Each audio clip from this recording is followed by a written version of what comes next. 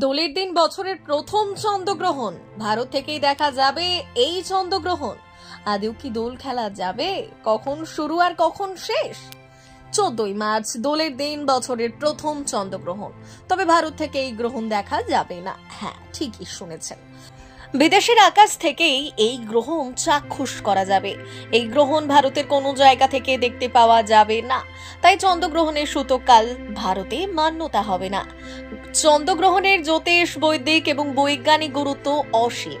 ধার্মিক দৃষ্টিভঙ্গিতে যদি দেখা যায়, তাহলে চন্দ্রগ্রহণের কারণ রাহু কেতুকে মনে করা হয়। জ্যোতিষ মতে এই গ্রহণ কেতুর কারণে হয়। আবার বৈজ্ঞানিক মতে চাঁদ, পৃথিবী ও সূর্য এক সোজা সরল রেখায় চলে আসলে সূর্যের ছায়া পৃথিবীর ওপর পড়ে, চাঁদের ওপর পড়ে না, তখনই চন্দ্রগ্রহণ হয়। 14ই মার্চ ফাল্গুন কৃষ্ণপক্ষে পূর্ণিমা শুক্রবার দোলের দিন সকাল 10:39 থেকে দুপুর 2:18 এই পূর্ণগ্রাস চন্দ্রগ্রহণ দেখা যাবে। ভারতীয় সময় অনুসারে এই বিরল ছায়া প্রবেশ সকাল 9:27 হবে। গ্রহণের স্পর্শ সকাল 10:40 হবে। গ্রহণের মধ্য দিবাকাল দুপুর 12:39 হবে। গ্রহণের মুখ্য দিবাকাল 2:30 সময় হবে। হোলিকা পূজন এবং দহনে কি কোনো সমস্যা হবে? 2025 সালের প্রথম চন্দ্রগ্রহণ ভারতীয় সময় অনুযায়ী 14ই মার্চ সকাল 10:39 থেকে শুরু হবে, যা দুপুর 2:18 পর্যন্ত থাকবে।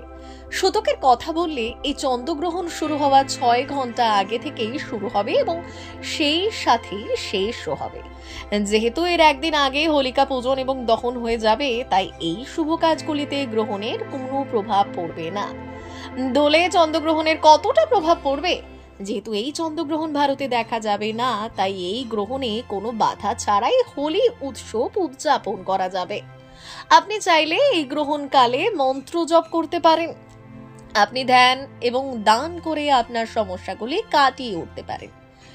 এই গ্রহণ ভারত থেকে দেখা যাবে না, তবে প্রশান্ত মহাসাগর, উত্তর America, Canada, Mexico, Greenland, Panama, Peru, Uruguay, Brazil, Argentina, Chile, পশ্চিম ইউরোপ, পশ্চিম আয়ারল্যান্ড, ব্রিটেন, নরওয়ে, সুইডেন, পশ্চিম Poland, France, Spain, Portugal, Germany, Italy, Africa, Morocco, Algeria, Ghana, Nigeria, Libya, উত্তর ও দক্ষিণ আটলান্টিক মহাসাগর ও পূর্ব রাশিয়ায় দেখা যাবে।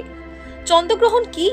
যখন সূর্য এবং চাঁদের মাঝখানে পৃথিবীর অবস্থান করে এবং যখন চাঁদ পৃথিবীর ছায়া থেকে বের হয়, তখন চন্দ্রগ্রহণ হয়। পৃথিবীর জন্য যখন সূর্যের আলো পুরোপুরি ঢাকা পড়ে, তখন একে পূর্ণ চন্দ্রগ্রহণ বলা হয়। তবে যখন চাঁদের একটি অংশ ঢাকা পড়ে, তখন একে আংশিক চন্দ্রগ্রহণ বলে।